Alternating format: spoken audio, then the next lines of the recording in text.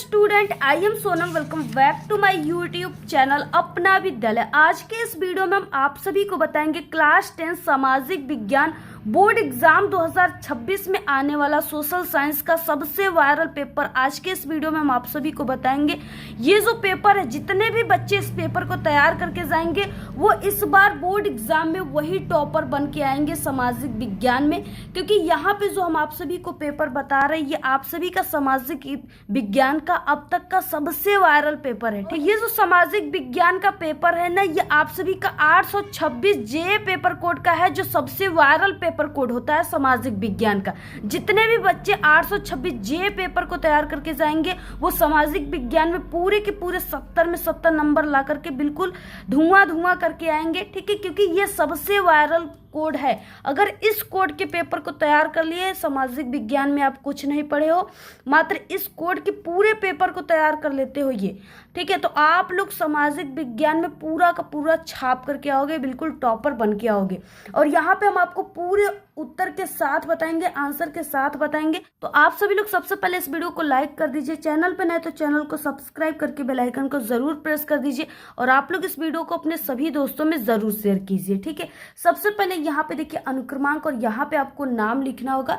10 अंकों का यहाँ पे अनुक्रमांक और यहाँ पे नाम। ठीक है, उसके बाद देखिए ये आप सभी का जो सामाजिक विज्ञान का बोर्ड का पेपर है, इसमें जो आपको समय मिलेगा वो 3 घंटे 15 मिनट का समय दिया जाएगा। ठीक है, और इसी समय में आपको इस पूरे पेपर को जो है आंसर लिख लेना है। जितने भी बच्चे इस पेपर को अभी से तैयार कर रहे हैं, हमारे इस वीडियो को अभी से देख रहे हैं, वो इस पेपर को एग्जाम के दिन 2:50 पे ही करके बैठ जाएंगे, क्योंकि वो इस पेपर की तैयारी पहले से कर चुके।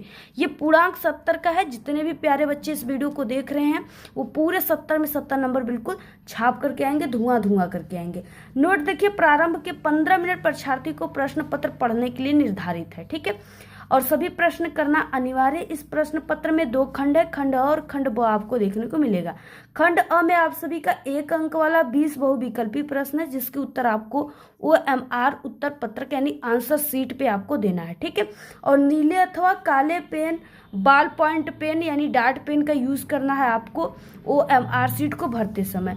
उसके बाद देखिए खंड ब में आपको 50 अंक का वर्णनात्मक प्रश्न देखने को मिलेगा, जो वर्णनात्मक फर्स्ट और सेकंड रहेगा। फर्स्ट आप सभी का 4 नंबर का रहेगा और सेकंड आपका 6 नंबर का रहेगा।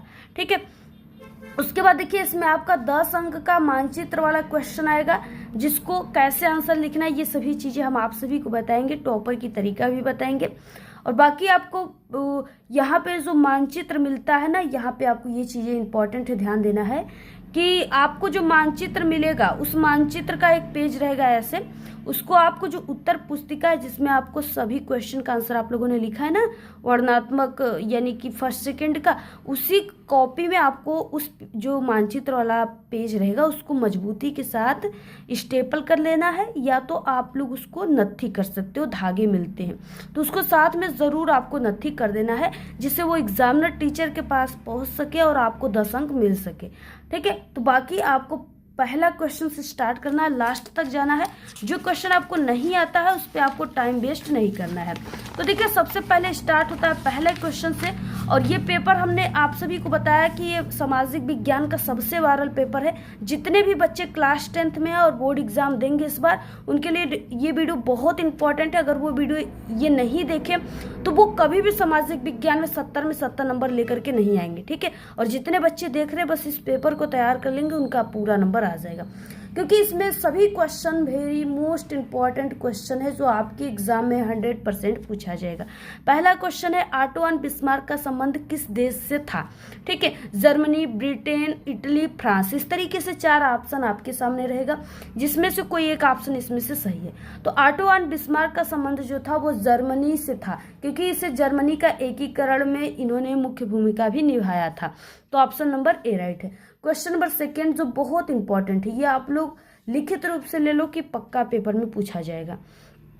फ्रांस की क्रांति कब हुई थी। ठीक है, 4 ऑप्शन आपके सामने हैं। पहला है 1760 ईस्वी में, 1770 ईस्वी में, 1789 ईस्वी में और 1795 ईस्वी में। ठीक है, तो फ्रांस की क्रांति जो हुई थी वो लुई 16वां राजा के शासन काल में 1789 ईस्वी में हुई थी। ऑप्शन नंबर सी राइट है।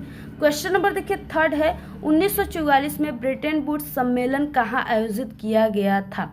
फ्रांस, ब्रिटेन, अमेरिका या भारत। ठीक है, तो वो जो है अमेरिका में संपादित किया गया था, आयोजित किया गया था। ऑप्शन सी राइट है। क्वेश्चन 4 है, अफ्रीका में रिंडरपेस्ट क्या था? ये जो था ना, ये एक प्रकार की बीमारी थी। ऑप्शन नंबर सी राइट है। क्वेश्चन नंबर 5 है, हिंद स्वराज पुस्तक के लेखक हैं।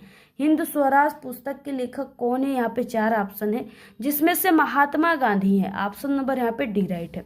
क्वेश्चन 6 है, भारत में अवशिष्ट शक्तियां किसको प्राप्त है?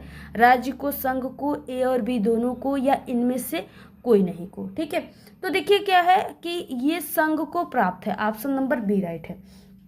अगला देखिए क्वेश्चन नंबर 7, निम्नलिखित में से कौन सा लोकतंत्र से संबंधित है? कौन सा इसमें से लोकतंत्र से संबंधित है? तो देखिए वैध शासन भी है, पारदर्शी शासन भी है और उत्तरदायी शासन भी है। ऑप्शन नंबर यहाँ पे डी, इनमें से सभी। अगला क्वेश्चन है 8, निम्नलिखित में से कौन सा विषय संघ सूची में है? प्रतिरक्षा, कृषि, शिक्षा या व्यापार। ठीक है, तो वो जो है वो प्रतिरक्षा ही है। ऑप्शन नंबर ए राइट है। अगला क्वेश्चन देखिए 9 है, भारतीय संविधान कब लागू किया गया था? भारतीय संविधान कब लागू किया गया था? तो वो 26 जनवरी को लागू किया गया था, 26 जनवरी। ठीक है, ऑप्शन नंबर डी राइट है। अगला क्वेश्चन देखिए यहाँ पे 10 नंबर का है, लोकतंत्र के मूल्यांकन की दृष्टि से निम्नलिखित में से कौन सा बिंदु लोकतांत्रिक व्यवस्थाओं के अनुरूप नहीं है? कौन सा जो है लोकतांत्रिक व्यवस्थाओं के अनुरूप नहीं? वो बहुसंख्यकों का शासक, बहुसंख्यकों का शासन। ऑप्शन नंबर सी राइट है। अगला देखिए क्वेश्चन नंबर 11 है, सोपानी खेती के किस राज्य में, जो सोपानी खेती होती है वो किस राज्य में की जाती है? पंजाब में, हरियाणा में, उत्तराखंड में या उत्तर प्रदेश में? ठीक है, तो वो जो है वो उत्तराखंड में किया जाता है, यूके में। ऑप्शन नंबर सी राइट है। क्वेश्चन नंबर देखिए 12 है, निम्नलिखित में से यानी निम्न में से कौन सी रोपण कृषि की फसल है? रोपण यानी जिसका रोपण किया जाता है। ठीक है, कहवा, कपास, तिलहन या गेहूं? तो इसमें से देखिए जो रोपण फसल है ना वो कपास है। ऑप्शन नंबर यहाँ पे बी राइट हो जाएगा। अगला क्वेश्चन नंबर 13, बहुत इंपॉर्टेंट और वायरल क्वेश्चन है, इसको सभी को आप लोग ध्यान से बिल्कुल तैयार कर लो, 100% आपके एग्जाम में पूछा जाएगा। और इससे पहले हमने क्लास 10th के ऑल सब्जेक्ट का वायरल बोर्ड की पेपर हमारे चैनल पे पूरे आंसर के साथ वीडियो आ गई है, तो जितने भी बच्चे अभी तक नहीं देखे ऑल सब्जेक्ट की पेपर, जल्दी से आप लोग देखो। अगर आपको 95% लाकर टॉपर बनना है तो सभी पेपर को हमारे चैनल से तैयार कर लीजिए जाकर के। आप सभी को जो है प्लेलिस्ट मिल गया हमारे चैनल पे बना हुआ है, वहां से देख सकते हैं। इस वीडियो के लास्ट में हम उन वीडियो को लगा देंगे, यहाँ से भी आप लोग देख सकते हैं। ठीक है, इस वीडियो के लास्ट में, तो आप लोग जरूर देख लेना। अगला क्वेश्चन देखिए है 13, निम्न में से कौन सा आधारभूत खनिज है? इसमें से कौन सी आधारभूत खनिज है? तो वो देखिए अभ्रक है। ऑप्शन नंबर सी राइट है। क्वेश्चन नंबर 14 है, निम्न में से गैर परंपरागत ऊर्जा का साधन है? गैर परंपरागत ऊर्जा का जो साधन है वो सौर ऊर्जा है। ऑप्शन डी राइट है। क्वेश्चन नंबर 15 है, भारत में कौन सा नगर को इलेक्ट्रॉनिक उद्योग की राजधानी कहा जाता है? कौन से नगर को कहा जाता है? तो वो बंगलुरु है। ठीक है, ऑप्शन नंबर बी राइट है। यहाँ पे सबसे ज्यादा लोग इलेक्ट्रॉनिक में जो है काम करते हैं और यहाँ पे सबसे ज्यादा इलेक्ट्रॉनिक बनता है, इलेक्ट्रॉनिक चीजें बनती हैं। ऑप्शन नंबर बी राइट हो जाएगा। ठीक है, अगला क्वेश्चन आप लोग देख लीजिए 16 नंबर का है, भारत में परिवहन का प्रमुख साधन है? भारत में देखिए परिवहन का जो प्रमुख साधन है ना वो आप सभी का रेल परिवहन है। सबसे ज्यादा रेलों से, ट्रेनों से सबसे ज्यादा जो है लोग यात्रा करते हैं, क्योंकि उसमें बस में तो एक ही दो, यानी बस में तो सिर्फ आपका 20 लोग 50 लोग ही बैठेंगे, लेकिन रेल में क्या है हजारों लोग बैठ जाते हैं। ठीक है, तो यानी ऑप्शन नंबर यहाँ पे सी राइट हो जाएगा। क्वेश्चन नंबर 17 है, औद्योगिक क्रियाओं को किस आर्थिक क्षेत्र के अंतर्गत रखा जाता है? तो उसको किस आर्थिक क्षेत्र के यानी रखा गया है? तो वो जो है वो द्वितीय क्षेत्र में रखा गया। ऑप्शन नंबर बी राइट है। और प्रथम में तो आप लोग जानते हो कि कृषि है, मजदूर है। ठीक है, क्वेश्चन 18 है, मानव विकास सूचक 2018 के अनुसार किस देश की स्थिति उच्चतम स्तर पर है? किस देश की स्थिति जो है वो विकासशील यानी स्तर पे है? तो वो है Sri Lanka. Option number B right है। बहुत ही छोटा, आप लोग देखते हो ना नक्शा में, बहुत ही छोटा होता है श्रीलंका, इसलिए यहाँ पे क्षेत्रफल बहुत कम है, यहाँ पे सभी लोग बहुत कम रहते हैं, इसलिए श्रीलंका है। ऑप्शन नंबर यहाँ पे बी राइट है। क्वेश्चन नंबर देखिए 19 है, राष्ट्रीय उपभोक्ता दिवस कब मनाया जाता है? तो देखिए राष्ट्रीय उपभोक्ता दिवस जो है ना वो अभी आने को है, यानी कि आपका 24 दिसंबर को मनाया जाता है। ऑप्शन नंबर सी राइट है। क्वेश्चन नंबर देखिए 20 है कि बहुराष्ट्रीय कंपनियों के द्वारा निवेश का सबसे सामान्य मार्ग है। कौन सा सबसे सामान्य मार्ग है? तो वो स्थानीय कंपनियों को खरीदना। ऑप्शन नंबर यहाँ पे बी राइट है। ठीक है, बहुराष्ट्रीय कंपनियों का मतलब कई कंपनियां होती हैं, कई चीजें बनाती हैं। ठीक है, बहुत सारी चीजें बनती हैं, तो वो छोटी छोटी कंपनियों को खरीद लेते हैं, जिससे उनके पास बहुत सारी कंपनियां हो जाती है। ऑप्शन नंबर बी राइट है। क्वेश्चन देखिए यहाँ से 20 क्वेश्चन समाप्त होते हैं। अगर आप लोग इस 20 ऑब्जेक्टिव क्वेश्चन को तैयार कर लिए तो आपका 20 नंबर बिल्कुल पक्का है, आधे नंबर भी इधर उधर नहीं होगा। अब इसके बाद देखिए खंड ब आता है, जिसमें वर्णनात्मक प्रश्न दिया हुआ है, और ये वर्णनात्मक फर्स्ट जो कि आप सभी का 4 नंबर का है। सभी क्वेश्चन इसमें 4 नंबर के हैं। 4 क्वेश्चन इसमें टोटल 8 क्वेश्चन दिया, लेकिन सिर्फ आपको 4 क्वेश्चन ही करना है। ठीक है, और बाकी 4 नंबर का है। सबसे इंपॉर्टेंट चीज यह है कि निम्नलिखित प्रश्नों के उत्तर लगभग आपको 80 शब्दों में देना है। प्रत्येक के उत्तर 80 शब्द का मतलब आपको 1 से 1.5 पेज में इसके आंसर को देना है, यानी क्वेश्चन के हिसाब से आंसर होने चाहिए। अब देखिए पहला क्वेश्चन क्या दिया है, जो बहुत इंपॉर्टेंट फिक्स क्वेश्चन है। भारतीय अर्थव्यवस्था पर आर्थिक महामंदी के पड़ने वाले 4 प्रभावों का उल्लेख कीजिए। ठीक है, ये आपका एक एक प्रभाव पर एक एक नंबर मिलेगा, 4 प्रभाव 4 नंबर। ठीक है, तो देखिए पहला हो जाएगा आप सभी का, यानी कि निर्यात में कमी। ये जो महामंदी हुआ था, आर्थिक महामंदी, ये आपका 1929 ईस्वी में हुआ था। ठीक है, ये आप सभी को पता है, ये आपके जो है ऑब्जेक्टिव क्वेश्चन में भी पूछता है।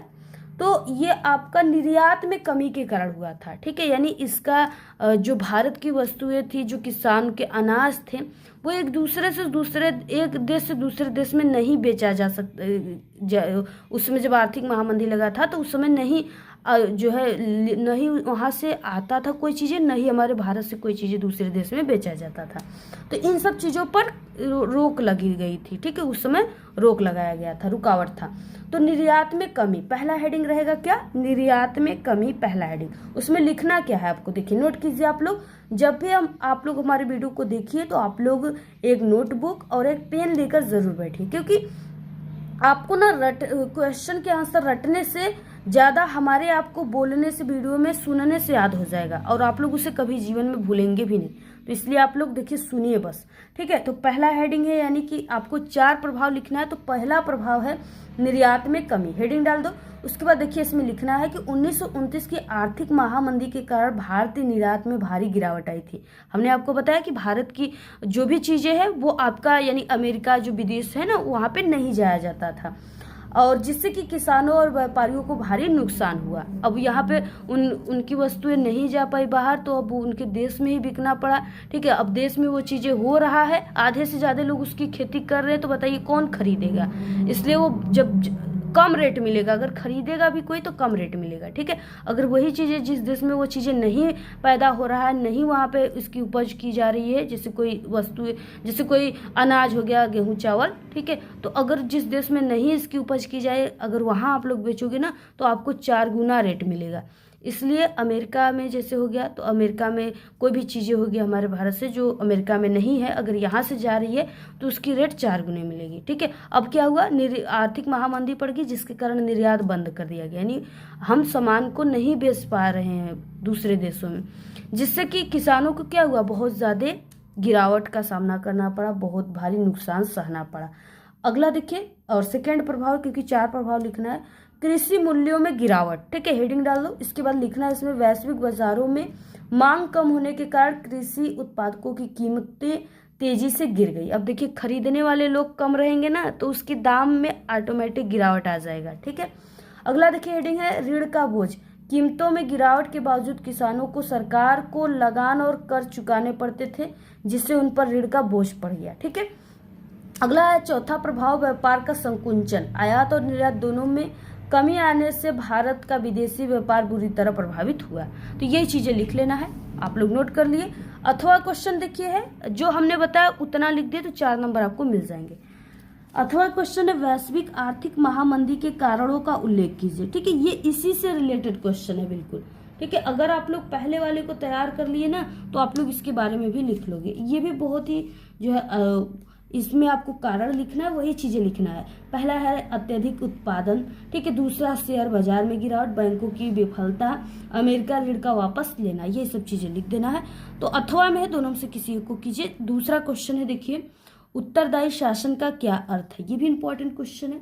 तो देखिए उत्तरदायी शासन का अर्थ क्या होता है कि यह एक ऐसी सरकार है जो जनता के प्रति जवाबदेह हो और जनता की इच्छाओं को और आवश्यकताओं के अनुसार कार्य करे, ठीक है। वही उत्तरदायी। उत्तरदायी का मतलब क्या है, जैसे हम आपसे कोई सवाल पूछ रहे हैं तो आप तुरंत उत्तर दो, ठीक है, जैसे वही चीज यहाँ पे कहा गया है। एक उत्तरदायी सरकार अपने निर्णयों और नीतियों के लिए नागरिकों के प्रति जवाबदेह होती है। वही चीजें हमने बताया आपको कि जवाब दीजिए। यह सरकार जनता के द्वारा चुने गए प्रतिनिधियों के माध्यम से चलाई जाती है, जो समय समय पर चुनाव के माध्यम से अपनी वैधता सिद्ध करते हैं। इसमें पारदर्शिता, जवाबदेह और कानून का शासन महत्वपूर्ण होता है। यही चीजें लिख लेना है। क्वेश्चन देखिए अथवा में दिया है कि राजनीतिक दलों के किन्हीं 4 कार्यों को उल्लेख करना है, 4 कार्य लिखना है।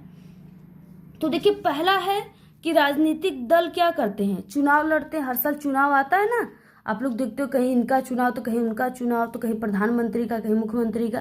तो क्या है, वही वो लोग क्या करते हैं, राजनीतिक में आते हैं, राजनीति में, तभी वो चुनाव लड़ते हैं। तो पहला कि चुनाव लड़ते, दूसरा अगर वो लड़ जाते हैं चुनाव तो उसमें से कोई ना कोई जीतता है, तो अगर वो जीतते हैं तो उनका सरकार बन जाती है, ठीक है। उनका सरकार बनाना और चलाना काम हो जाता है। उसके बाद जनमत को आकार देना हो जाता है, विपक्ष की भूमिका, यही सब चीजें लिख देना है, 4 प्रभाव। अगला क्वेश्चन है, देखिए यहाँ पे 3rd क्वेश्चन, आर्थिक विकास के लिए ऊर्जा एक आधारभूत आवश्यकता है, इसके कोई 2 कारण लिखिए। ये आपका 4 नंबर का है। तो आपको आर्थिक विकास में ऊर्जा के कारण को लिखना है। पहला देखिए उद्योगों का संचालन, ठीक है। जिससे क्या है, ये ऊर्जा जो है, ऊर्जा के माध्यम से ही तो मशीनें चल रही हैं फैक्ट्रियों में, ठीक है। जैसे ऊर्जा को आप लोग एक तरह समझे कि लाइट, इलेक्ट्रॉनिक चीजें, यानी कि लाइट होता है जो ना, बिजली, वो हो गया। तो बिजली क्या है, एक प्रकार की ऊर्जा है, क्योंकि बिजली क्या करती है, एक मशीन है उसको बिजली चला देगी, ठीक है। कोई भी चीजें हो रही है, यानी ट्रेन किससे चल रही है, बिजली से चल रही है। तो ये क्या है, उद्योगों का संचालन करना। फैक्ट्रियां चल रही है, यानी फैक्ट्रियों में क्या बनता है, कपड़े बनते, कई प्रकार की वस्तुएं बनती, चीजें बनती हैं। तो वो यानी वो फैक्ट्रियों को कौन चलाता है, बिजली के माध्यम से, करंट के माध्यम से चलती है। तो उद्योगों का संचालन करना, और बिजली को, करंट को ही ऊर्जा कहते हैं। उसके बाद कृषि और परिवहन, कृषि क्षेत्र में सिंचाई के लिए पंप चलाने और परिवहन के साधनों जैसे वाहनों, ट्रेनों, बसें, ट्रकें, ठीक है, कार, ये सब चलाने के लिए ऊर्जा की आवश्यकता होती है। जो डीजल पेट्रोल है वो भी ऊर्जा है, वो उसी से, वो एक तरह से, जैसे हम लोग हैं तो हम लोग भोजन से चल रहे हैं तो वो ऊर्जा है। और जैसे कार हो गया, बस हो गए, ये सब जो है डीजल पेट्रोल से चल रही है तो उनके लिए वो ऊर्जा है, ठीक है। और उसके बाद ट्रेन है, अगर उनको बिजली नहीं मिलेगी तो वो नहीं चल पाएंगे, ठीक है। तो वो उनके लिए ऊर्जा है। अगर हमें भोजन नहीं मिल रहा है तो हम लोग ज़्यादा दिन तक जीवित नहीं रह पाएंगे, हम लोग अच्छे से कोई काम को नहीं कर पाएंगे, ठीक है। भोजन से हमें क्या मिलती है, ऊर्जा मिलती है। तो यही सब चीज़ें लिख लेना है बना करके। अगला क्वेश्चन है अथवा, परिवहन तथा संचार के साधन किसी भी देश की जीवन रेखा क्यों माने जाते हैं, 2 कारण आपको लिखना है। ये बहुत इंपॉर्टेंट क्वेश्चन है, हर साल आपके एग्जाम में ये पूछ ही लेता है। तो देखिए परिवहन और संचार के साधन किसी भी देश की जीवन रेखा माने जाते हैं, क्योंकि ये देश के आर्थिक और सामाजिक विकास के लिए अत्यंत महत्वपूर्ण भूमिका निभाते हैं, ठीक है। परिवहन में आ गया, जैसे साधन आ गए, वाहन आ गए, ठीक है, कार आ गया, जिसके माध्यम से हम लोग मात्र कुछ ही मिनटों और घंटों में एक स्थान से दूसरे स्थान पे चले जाते हैं, ठीक है। ट्रेन आ गए, बस आ गए, ये सब चीज़ें परिवहन में आ गए। संचार के माध्यम से हम लोग किसी भी सूचना को, किसी भी इंफॉर्मेशन को, किसी भी वीडियो को मात्र 1 सेकेंड में ही अपने घर बैठे देख लेते हैं, बहुत दूर दूर की वीडियो को, ठीक है। न्यूज को सुन लेते हैं। जैसे हमारा फ़ोन है, फ़ोन में आप लोग वीडियो देख रहे हो, आप लोग न जाने कहाँ के हो, हम न जाने कहाँ के हैं, यानी बहुत दूर दूर हम लोग हैं, फिर भी आप लोग हमारे वीडियो को देख रहे हो कि नहीं। नोटिफिकेशन आप लोग सब्सक्राइब किए हो और बेल आइकन को दबाए हो, ठीक है, प्रेस किए हो। अब हमने यहाँ से वीडियो जो है पब्लिक किया, तो आप लोग उस वीडियो को देख लिया, आप लोग के तक वो पहुँच गया। तो वो किसके माध्यम से पहुँच रहा है, ये हमारे फ़ोन के माध्यम से पहुँच रहा है, ठीक है, इंटरनेट के माध्यम से पहुँच रहा है। तो ये क्या है, उसी को संचार कहते हैं। आप लोग कहीं भी कोई घटना घटा, आप लोग न्यूज़ के माध्यम से, टेलीविजन के माध्यम से घर बैठे सुन लेते हो, तो वो संचार के माध्यम से ही सुन रहे हो, ठीक है। वही चीज़ें आपको बना करके लिखना है। तो ये हमारे आर्थिक विकास के लिए इम्पोर्टेंट है और राष्ट्रीय एकता के लिए इम्पोर्टेंट है। ठीक है, देखिए आर्थिक विकास में क्या लिखना है, परिवहन के साधन जो है कच्चे माल को कारखानों तक और तैयार माल को बाजारों तक पहुंचाते हैं, जिससे व्यापार और वाणिज्य को बढ़ावा मिलता है। संचार के साधन जो है व्यापारिक सौदों और सूचना के आदान प्रदान को आसान बनाते हैं। राष्ट्रीय एकता, यह साधन देश के विभिन्न हिस्सों को जोड़ते हैं, जिससे कि लोगों के बीच संपर्क बढ़ता है और राष्ट्रीय एकता को बढ़ावा मिलता है। ये चीजें लिख लेना। अगला क्वेश्चन है चौथा, अच्छे बाजार के किन्हीं 2 लक्षणों का उल्लेख करना है। ठीक है, अच्छे बाजार, तो अच्छे बाजार में देखिए बड़ी संख्या में खरीदारी और विक्रेता होता है, और दूसरा है पारदर्शिता और सूचना की उपलब्धता होता है। ठीक है, तो दोनों आप लोग लिख लेना। बड़ी संख्या में खरीदारी और विक्रेता में तो लिख ही सकते हो आप लोग कि एक अच्छे बाजार में बड़ी संख्या में खरीदार और विक्रेता होता है, जिसे किसी एक व्यक्ति या समूह का बाजार पर नियंत्रण नहीं होता है। पारदर्शिता और सूचना की उपलब्धता हेडिंग में क्या लिखना है, खरीदारों और विक्रेताओं के पास उत्पादों की कीमतों और गुणवत्ता के बारे में पूरी जानकारी होती है, जिससे वे सही निर्णय ले पाते हैं। तो ये चीजें लिख लेना। अथवा में देखिए बहुराष्ट्रीय कंपनियों के भारत में निवेश की विधियों का आपको वर्णन करना है, 4 नंबर का है। तो आप सभी लोग ये भी लिख लेना कि किस तरीके से बहुराष्ट्रीय कंपनियां जो है भारत में आई, कैसे कैसे अपने व्यापार को बढ़ावा दिया, ये सब चीजें लिख लेना है। बहुत इंपॉर्टेंट क्वेश्चन है। अगला देखिए यहाँ से क्वेश्चन स्टार्ट होता है वर्णनात्मक सेकेंड, जो आप सभी का 6 नंबर वाले क्वेश्चन है। ठीक है, और इसके आंसर आप सभी को लिखना है 150 शब्दों में। 150 शब्द का मतलब आपको 2 से 2.5 पेज में इसके आंसर को लिखना है, तभी आपको पूरे नंबर मिलेंगे, पूरे 6 नंबर। पहला क्वेश्चन है देखिए 5वां, असहयोग आंदोलन के कारणों एवं उसके प्रभावों का उल्लेख कीजिए। ठीक है, तो ये आप लोग तैयार कर लेना, बहुत ही ये इंपॉर्टेंट है, आप सभी लोग इसको तैयार कर लेना। ठीक है, जैसे असहयोग आंदोलन के कारण थे प्रथम विश्व युद्ध का प्रभाव, रोलेट एक्ट था, जलियांवाला बाग हत्याकांड था, खिलाफत मुद्दा था, ये सब चीजें लिख लेना आप लोग। उसके बाद देखिए इसका प्रभाव भी लिखना आपको। तो राष्ट्रीय चेतना का विकास था, स्वदेशी प्रचार था, और उसके बाद गांधी जी का नेतृत्व स्थापित हुआ, सामाजिक सुधारों का प्रोत्साहन हुआ, ये सब हेडिंग बता दी, लिख लेना इसके बारे में। अगला क्वेश्चन अथवा है, भारत में राष्ट्रवाद के उदय के प्रमुख कारण क्या थे। ये भी इंपॉर्टेंट क्वेश्चन है, लिख लेना आप सभी लोग, इसको हमने कई बार बताया है। 6 क्वेश्चन है, संघवाद का क्या अर्थ है, संघीय व्यवस्था की प्रमुख विशेषताओं का उल्लेख करना है, 6 नंबर का है। तो देखिए संघवाद का अर्थ क्या है ना, संघवाद एक ऐसी शासन प्रणाली जिसमें सत्ता और विभाजन एक केंद्रीय प्राधिकरण और देश की विभिन्न घटक इकाइयों जैसे राज्यों या प्रांतों के बीच होता है। इस व्यवस्था में दोनों स्तर की सरकारें अपने अपने अधिकार क्षेत्र में स्वतंत्र रूप से कार्य करते हैं। ये चीजें हैं। विशेषता लिखना है तो विशेषता लिख लो, हेडिंग हम बता दे रहे, लिख लो आप लोग, 2 या अधिक स्तर की सरकारें। ठीक है, अलग अलग अधिकार क्षेत्र, लिखित संविधान, न्यायपालिका की सर्वोच्चता और वित्तीय जो है स्वायत्तता। ठीक है, तो ये चीजें लिख लेना। अगला क्वेश्चन देखिए है अथवा में दिया है, लोकतंत्र शासन अन्य व्यवस्थाओं से बेहतर है, स्पष्ट कीजिए। ये भी इंपॉर्टेंट क्वेश्चन है, आप लोग इसको तैयार कर लेना। अगला देखिए क्वेश्चन है, यहाँ पे सबसे इंपॉर्टेंट क्वेश्चन है, ये आपका लिखित रूप से जरूर आएगा, हम कह रहे हैं भूमि अपर्दन, इसको आ जाता है कभी कभी, या मृदा अपर्दन। मृदा का मतलब मिट्टी। ठीक है, मृदा अपर्दन का अर्थ क्या है, मृदा संरक्षण के उपायों का सुझाव, 6 नंबर का है। मृदा अपर्दन का मतलब कि मिट्टियों का कटाव, जैसे मिट्टियों का कटाव जो है कई तरीके से होता है। जैसे कभी कभी बाढ़ आ जाता है तो क्या होता है, कई गांव अपने साथ बाढ़ बहा कर ले जाती है। ठीक है, कोई मिट्टी का घर है तो उसको बहा कर ले जाएगी, अपने साथ मिट्टियों को बहा करके ले जाएगी, जिससे क्या होता है कि वहाँ की मिट्टियाँ कटकर बह जाती हैं बाढ़ के पानी के साथ। ठीक है, बाकी गर्मियों में क्या होता है, ऐसे कोई खेत है बिल्कुल सूखा पड़ा है, ऐसे माटी का टीला बना हुआ है मिट्टी का, अब वो लू जो चलता है वो गर्म हवाएं भी अपने साथ साथ उड़ा करके मिट्टी के कण को एक स्थान से दूसरे स्थान पे ले जाती है, जिससे मिट्टियों का अपर्दन हो जाता है, मिट्टियों का कटाव हो जाता है। ठीक है, और पशु चारक के द्वारा भी होती है, तो इसमें यही चीजें है, इसी तरीके से मिट्टियों का अपर्दन होता है। ठीक है, इसी को देखिए, यानी मृदा अपर्दन से तात्पर्य मिट्टी की ऊपरी उपजाऊ परत का प्राकृतिक कारकों जैसे हवा, पानी या मानवीय गतिविधियों के द्वारा हट जाना, ये मिट्टी का जो उर्वरकता होती है ना वो कम करता है और भूमि को कृषि के लिए अनुयुक्त जो है अनुपयुक्त बना देता है। जैसे क्या है, कोई खेत है ना, तो खेत का जो ऐसे मिट्टी भरा है इसमें, तो ऊपरी वाला जो मिट्टी है ना, इसी में पूरा पोषक तत्व रहता है। अब बाढ़ का पानी आएगा या हवा लू चलेगा गर्मी में, ये पूरा उड़ाकर दूसरे स्थान पे ले जाएगा। ठीक है, अब बाकी इसके नीचे, अब ये जो उपज वाले तत्व थे यही उड़ जाएंगे, तो यहाँ पे ये खेती करने लायक खेती नहीं रह जाएगी। और अगर इसमें खेती हो भी रहा है तो वो फसल अच्छे से तैयार नहीं होगा, क्योंकि ये अनुपयुक्त हो जाता है। तो ये चीज़ें लिख देना है। मृदा संरक्षण के उपाय देखिए, कैसे हम लोग इस मृदा को, मिट्टी के कटाव को रोक पाएंगे। तो सबसे पहले कि वन रोपण करके, यानी वृक्षारोपण करके। ठीक है, ज़्यादातर पेड़ पौधे लगा करके, जो पेड़ पौधे होते हैं ना, उनके जड़ जो होते हैं वो मिट्टियों को ऐसे जकड़े होते हैं, जिसके कारण वो बहते नहीं बाढ़ के पानी के साथ। तो वृक्षारोपण करके, समुच्च जुताई करके, सीढ़ीदार खेती करके, पटीदार खेती करके, रक्षक मेखला करके, और पशु चारक पे नियंत्रण करके, यही सब चीजें लिख लेना है। अगला क्वेश्चन अथवा, भारत में मोटे अनाजों की पैदावार बढ़ाने के लिए उपायों को सुझाव दीजिए। ठीक है, 6 नंबर का क्वेश्चन है।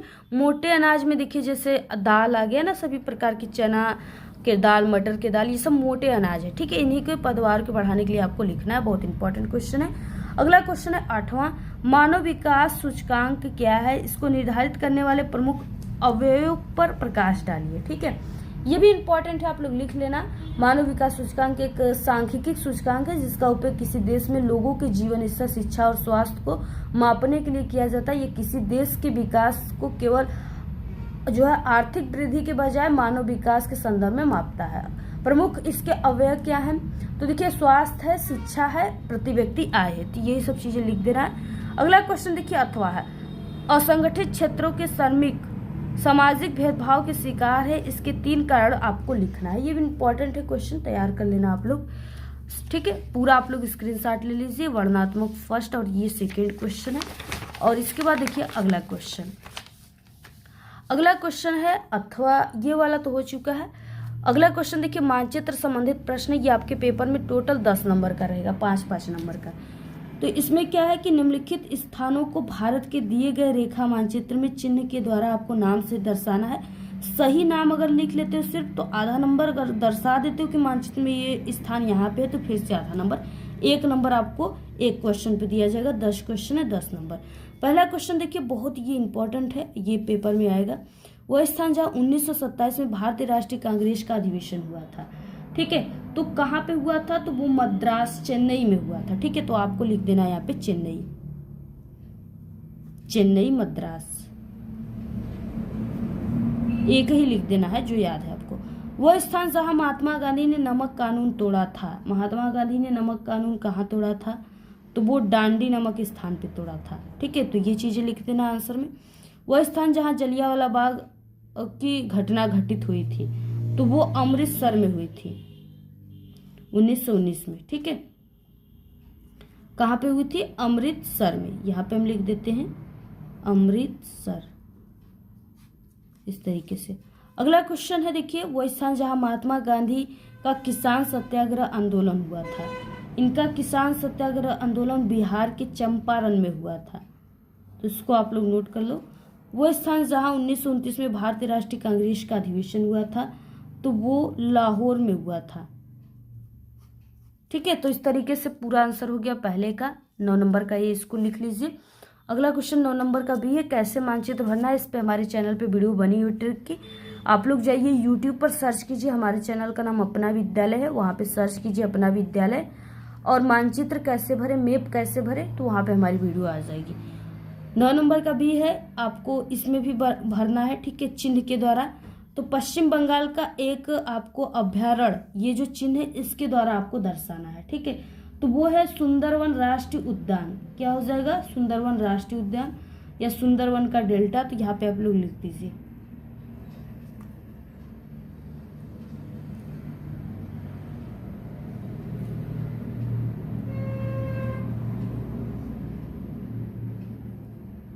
ठीक है, इस तरीके से लिख लो आप लोग। अगला देखिए, यहाँ पे हो जाएगा सेकंड, भारत के पूर्वी तट पर स्थित एक बंदरगाह, ये जो चिन्ह है ना त्रिभुज के आकार का, इसी से आपको दर्शाना है। तो देखिए हो जाएगा ये आप सभी का पारादीप हो जाएगा। और इसके अलावा विशाखापट्टनम भी हो जाएगा, तो लिख लेना। अगला राजस्थान की एक पर्वत श्रृंखला, ये जो चिन्ह है इससे दर्शाना है, तो यहाँ पे देखिए अरावली हो जाएगा, इसको नोट कर लीजिए आप लोग, अरावली पर्वत। उड़ीसा का एक लो अयस्क क्षेत्र, ये जो चिन्ह है इसके द्वारा आपको दर्शाना है, तो देखिए वो हो जाएगा, यानी कई क्षेत्र है, तो यहाँ पे देखिए सुंदरगढ़ भी है और मयूरभंज भी है, तो आप लोग इसमें से कोई भी लिख लेना, सुंदरगढ़ ही लिख लो। सुंदरगढ़ हो जाएगा, मयूरभंज भी हो जाएगा, ठीक है, दोनों में से किसी एक को लिखना है। नर्मदा नदी पर बना बांध, आपको ये जो चिन्ह है इसके द्वारा दर्शाना है, तो वो सरदार सरोवर बांध है, ठीक है, सरदार सरोवर बांध।